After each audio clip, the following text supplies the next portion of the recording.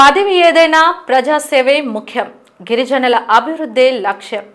అధినేత అప్పగించిన బాధ్యతను నెరవేరుస్తూ అడవిని బిడ్డగా పుట్టిన గడ్డకు నమ్ముకున్న ప్రజలకు ఎల్లవేళలా అండగా ఉంటానంటున్న ఏపీఎస్ఆర్టీసీ విజయనగరం రీజన్ చైర్మన్ దొన్నుదొరతో మా ప్రతినిధి ప్రసాద్ ఫేస్ టు ఫేస్. గిరిజనుల అభివృద్ధి లక్ష్యంగా ముందుకు సాగుతున్నటువంటి కూటమి ప్రభుత్వం ఆధ్వర్యంలో అయితే కనుక ఈరోజు ఆంధ్ర ఊటీగా పేరుగాలుస్తున్నటువంటి అరకు కాన్స్టిట్యున్సీ, అదేవిధంగా ఈ అల్లూరి మన్యం జిల్లాలకు సంబంధించి కూడా అభివృద్ధి ఏ విధంగా జరుగుతోంది, అదేవిధంగా ఇటు ఉన్నటువంటి గిరిజనుల వ్యవసాయ అభివృద్ధి, అదేవిధంగా గిరిజనులకు సంబంధించినటువంటి ఉపాధి అవకాశాలు ఏ విధంగా పెంపొందించబడతారనే అంశం మీద చాలా వరకు కూడా గిరిజనుల తరఫున పోరాడిన వ్యక్తి, అదేవిధంగా తెలుగుదేశం పార్టీ అరకు నియోజకవర్గ ఇన్ఛార్జు, ప్రస్తుత Vizianagaram reason APSRTC chairman Siveri Donnudora గారు మనతో ఈరోజు మాట్లాడడానికి సిద్ధంగా ఉన్నారు. అసలు ఈ గడిచిన సంవత్సరం కాలంగా జరుగుతున్నటువంటి అభివృద్ధి ఏ విధంగా జరిగిందనే విషయం మీద అయితే కనుక ఈరోజు సివేరి దొన్నుదొర గారిని అడిగి తెలుసుకునే ప్రయత్నం చేద్దాం.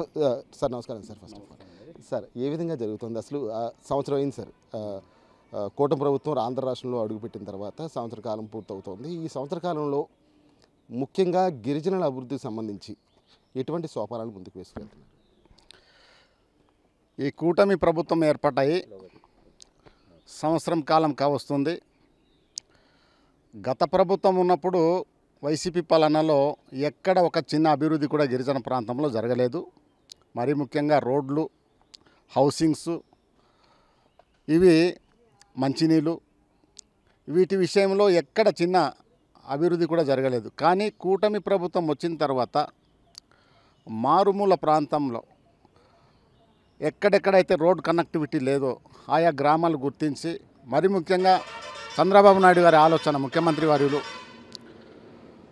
ఈ గిరిజన ప్రాంతంలో డోలిమూత గ్రామాలు లేకుండా చేయాలనే ప్రధానమైనటువంటి లక్ష్యంతో ఇవాళ సుమారు 1300 గ్రామాలను గుర్తించి 1800 కోట్లు గిరిజన ప్రాంతానికి డోలిమూత గ్రామాలు లేకుండా చేయాలనే లక్ష్యంతో 1800 కోట్లు మంజూరు చేయడం జరిగింది.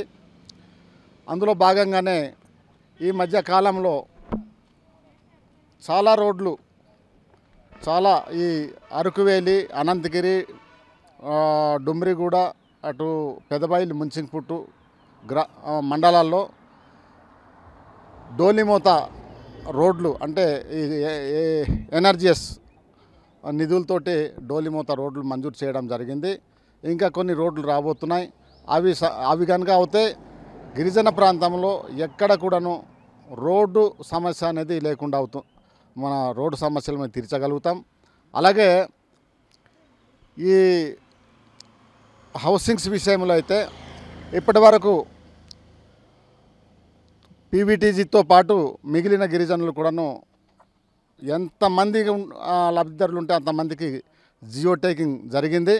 అవి త్వరలోని పీవీటీజీలు అయితే ఇల్లు నిర్మాణానికి ఆల్రెడీ మొదలు పెట్టేశారు. ఆల్రెడీ 2వ బిల్లు 3వ బిల్లు కూడా చేసుకొని కొంతమంది ఇల్లులు కూడా పూర్తిగా వస్తున్నాయి. మిగిలిన వాళ్ళు కూడా జియో టేకింగ్ పూర్తి అయింది. అతి త్వరలోనే వాళ్ళందరూ ఇల్లులు పూర్తి చేసుకోవడానికి వాళ్ళు సిద్ధంగా ఉన్నారు. కాబట్టి ఒక పక్క రోడ్డు, ఒక పక్క ఇల్లు, ఇంకో పక్క మంచినీళ్ళు సమస్యలు, చాలా గ్రామాల్లో మంచినీళ్ళు సమస్యలు ఉన్నాయి. ఆ మంచినీళ్ళు సమస్యలు కూడాను ప్రధానమైనటువంటి సమస్య మంచినీళ్ళే. అది కూడా మంచినీళ్ళ సమస్యలు తీర్చడానికి కూడా కూటమి ప్రభుత్వం ప్రయత్నం చేస్తుంది. ఖచ్చితంగా అవి గుర్తించారు, ఎక్కడెక్కడ మంచినీళ్ళు ఉన్నాయనేది గుర్తించడం జరిగింది. ఏ రకంగా అందిస్తే బాగుంటుంది, గ్రావిటీ ద్వారానా, లేకపోతే బోర్వెల్లా, లేకపోతే మోటార్ వేసుకొని మంచినీళ్ళు అందించాలనేది చర్చిస్తున్నాం. ఎలాంటి అవైలబిలిటీ ఉంటే ఆ రకంగా మేము దాన్ని ఉపయోగించుకొని మన గిరిజనులకి మంచినీళ్ళు అందించడానికి ప్రయత్నం చేస్తున్నామండి.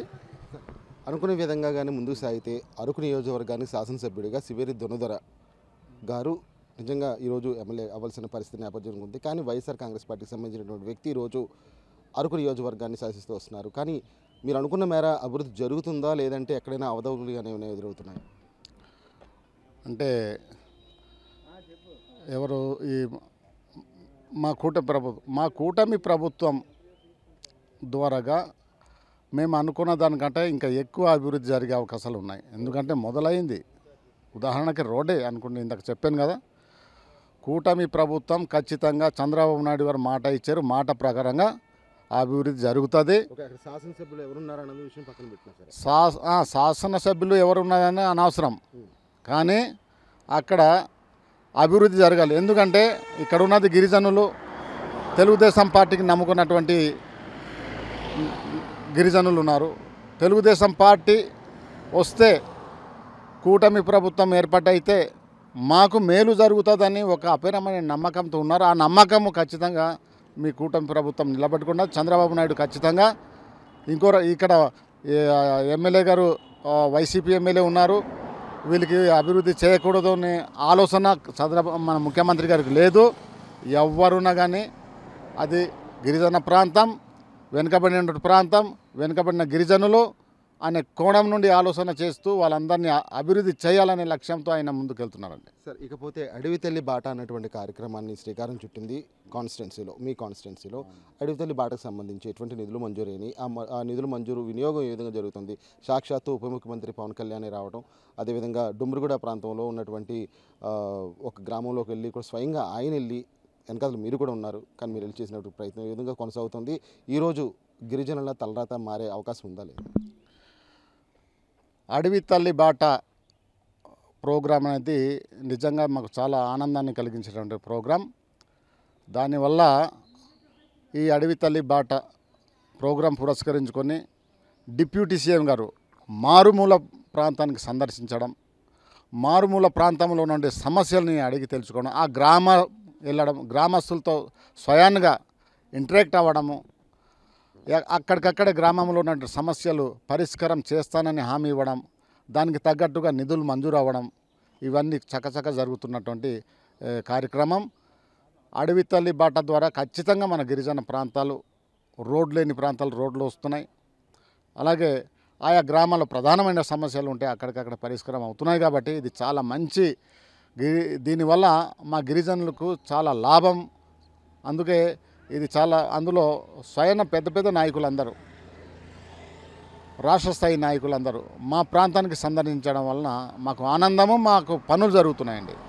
ఇకపోతే గత తెలుగుదేశం పార్టీ హయాంలో కాఫీ అంటే అరకు అంటే ముందుగా గుర్తొచ్చేది ఆంధ్ర, ఊటీ లేదా ప్రకృతి వాతావరణం ఇవన్నీ కూడా. దాంతోపాటు కాఫీ కూడా ప్రతి ఒక్కరు కూడా గుర్తించే నేపథ్యం కనిపిస్తుంది. కాఫీ అభివృద్ధికి ఎటువంటి సోపానాలు వేస్తున్నారు అంటే గత టీడీపీ ప్రభుత్వ హయాంలో చంద్రబాబు నాయుడు తీసుకున్నటువంటి నిర్ణయాలు, ప్రస్తుత ప్రభుత్వం మళ్ళీ కూటమి ప్రభుత్వం అధికారంలోకి వచ్చింది, అదేవిధంగా తెలుగుదేశం పార్టీకి సంబంధించినటువంటి నాయకులు చంద్రబాబు నాయుడు మళ్ళీ సీఎంగా అవతరించిన నేపథ్యంలో ఈ ఇచ్చిన మాట పూర్తిగా అవలంబిస్తున్నారా లేదా?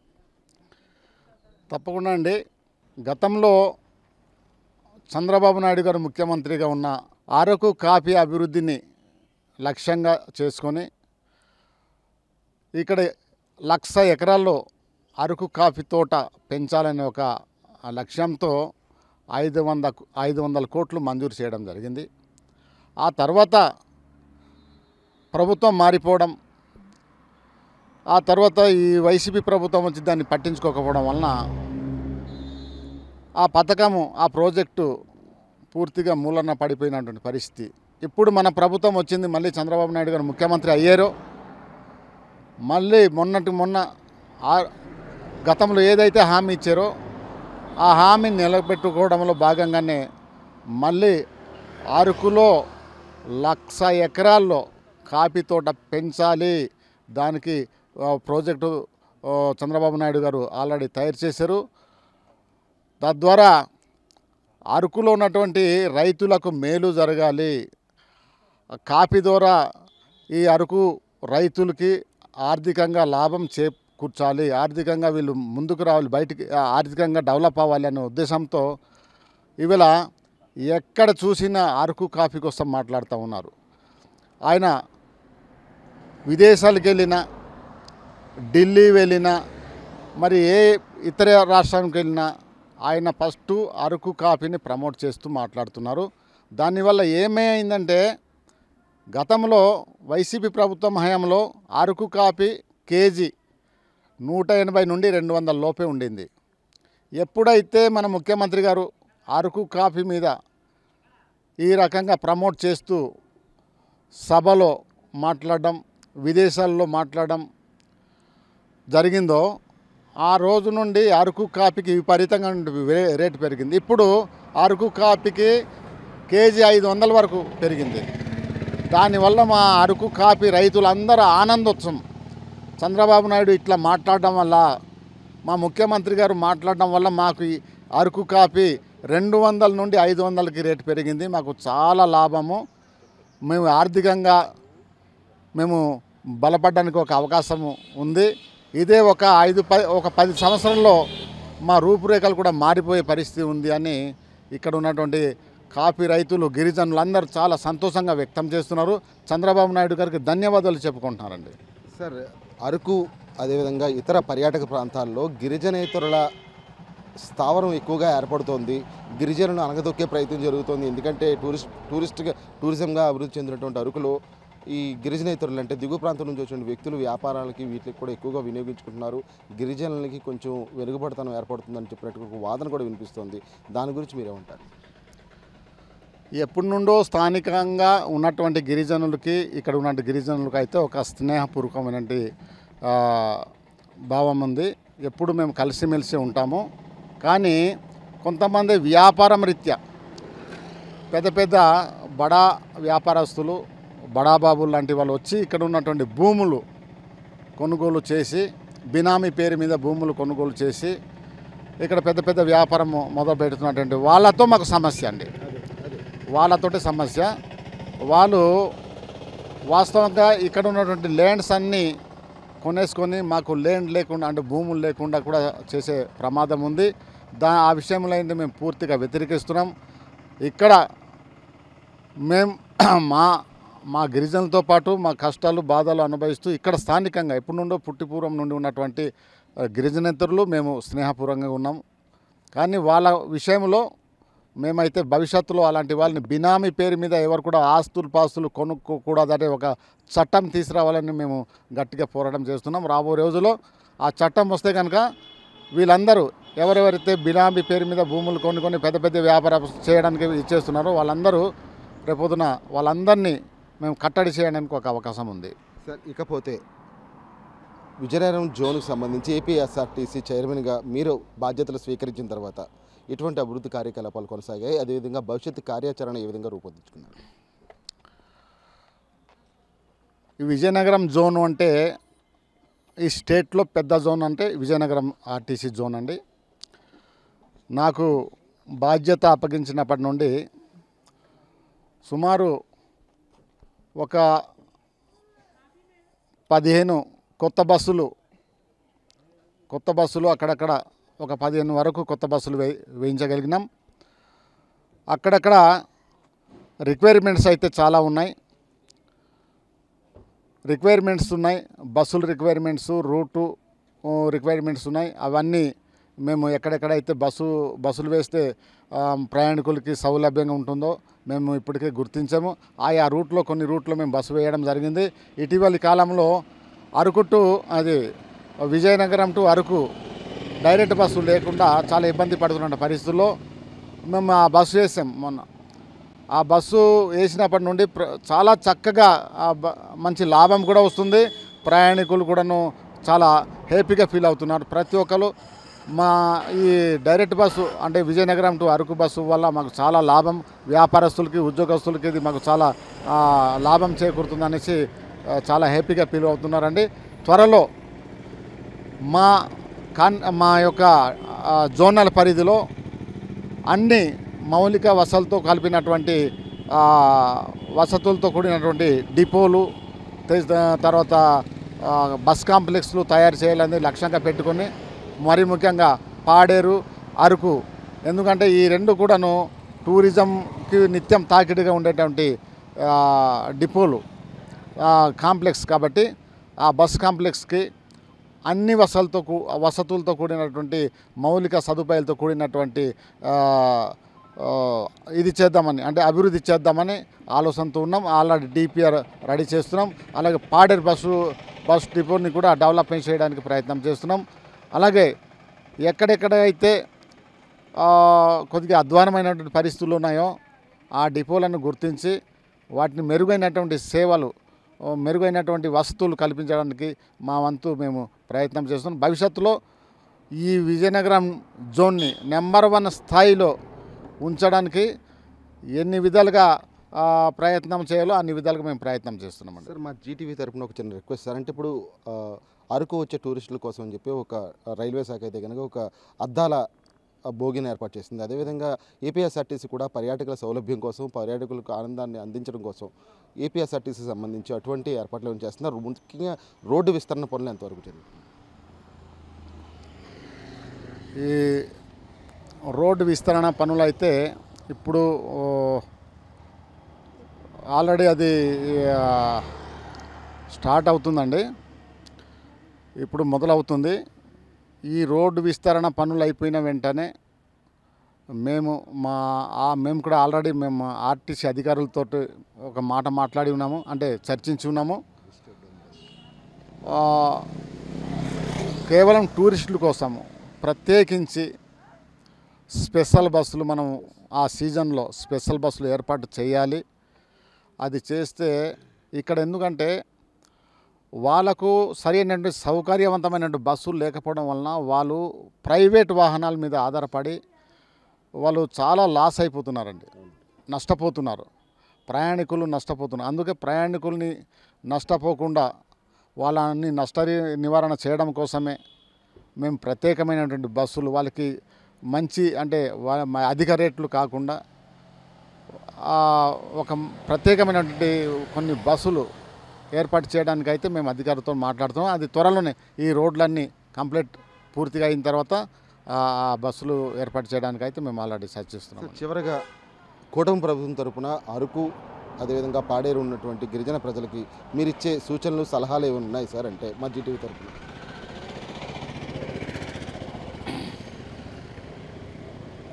నేను మా గిరిజనులకి ఒకటే కోరుతా ఉన్నాను. మన గిరిజన ప్రాంతం అభివృద్ధి జరగాలన్నా, ఈ గిరిజన ప్రాంతంలో మౌలిక సదుపాయాలు కల్పించబడాలన్నా అది కూటమి ప్రభుత్వం వల్లనే సాధ్యం తప్ప మరొక ప్రభుత్వం వల్ల కాదు. గతంలో చూశారు, వైఎస్ఆర్సీపీ ప్రభుత్వం వస్తే ఏదో జరిగిపోద్ది, ఏదో మాకు బ్రహ్మాండంగా అభివృద్ధి అవుతుందని మన వాళ్ళందరూ ఏదో భావించుకున్నారు. వచ్చారు, చూశారు, భౌతికంగా చూశారు, అదేం జరగలేదు. కూటమి ప్రభుత్వం అయిన వెంటనే అభివృద్ధి చూస్తూ ఉన్నారు. కాబట్టి నేను మా ప్రజలకు ఒకటే కోరుతూ ఉన్నాను, ఏ ప్రభుత్వం అయితే మీకు అభివృద్ధి చేస్తుందో, మీ సమస్యలు పరిష్కరిస్తుందో, ఏ ప్రభుత్వం అయితే మీకోసం పట్టించుకుంటుందో, ఏ ప్రభుత్వం అయితే మీకోసం పనిచేస్తుందో ఆ ప్రభుత్వానికి మీరు మీ యొక్క సహకారము, మీ యొక్క అండదండ ఉంచాలని, పనిచేసే ప్రభుత్వానికి మీరు ఆశీర్వదించాలని ఈ సందర్భంగా మా ప్రజల్ని కోరుతా ఉన్నానండి. Sir, thank you so much sir. Thank you. చాలా వాల్యుబుల్ టైంలో ఈరోజు అనంతగిరి అదేవిధంగా తూర్పు కనుమల్లో మీ ఇంటర్వ్యూ చేసినందుకు నేను చాలా హ్యాపీ ఫీల్ అవుతున్నాను సార్.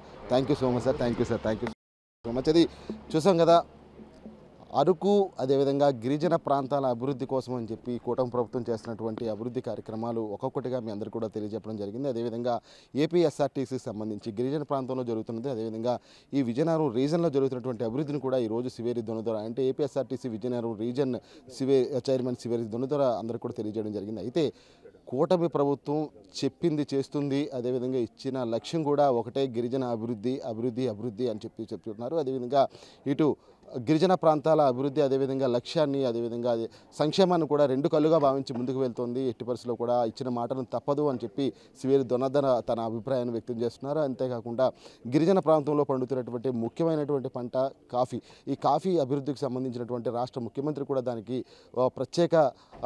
ప్రత్యేకమైనటువంటి దృష్టి సారించి దానికి అనుగుణంగా కూడా ఈరోజు ప్రయత్నాలు చేస్తున్నారు. దాన్ని తప్పకుండా గిరిజన ప్రాంత రైతులకు కూడా ప్రతి ఒక్కరు కూడా అనుసంధానం చేస్తూ అభివృద్ధిని 4 పాదాలుగా నడిపిస్తూ ముందుకు సాగుతున్నామని చెప్తున్నారు. ఏదైనప్పుడు కూడా ఆంధ్ర ఊటీగా పేరుగాంచినటువంటి అరకు, అదేవిధంగా పరిసర ప్రాంతాల్లో ఉన్నటువంటి గిరిజన ప్రాంతాలన్నిటి అభివృద్ధికి తమ లక్ష్యంగా భావిస్తూ ముందుకు వెళ్తున్నామని చెప్పి ఈరోజు కూటమి నేత, అదేవిధంగా Vizianagaram APSRTC zone chairman Siveri Donadora తన అభిప్రాయాన్ని మన జీటీవీ ద్వారా పంచుకున్నారు. కెమెరామ్యాన్ సూర్యబాబుతో ప్రసాద్, జీటీవీ న్యూస్, అరకు మన్యం నుంచి.